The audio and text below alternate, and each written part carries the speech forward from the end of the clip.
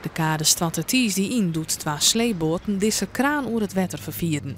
Door de kracht van de schroeven van de sleeboten waart het zo'n onder de kade voortzogen en voelde de kade voor een pad in elkaar.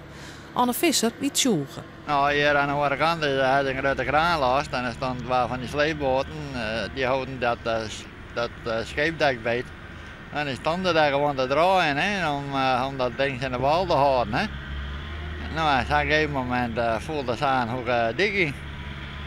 Nou, en ze gingen me door daar en toen heb ik de baas gebeld. Ik zeg maar even niet een bellen voor de gemeente, want dit komt hier niet goed, want per ongeluk hier meegaan in dat grote gat.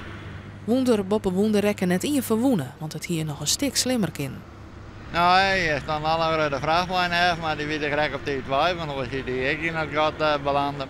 De gemeente had de kade aangezet omdat er een soort zwier werkverkeer riet.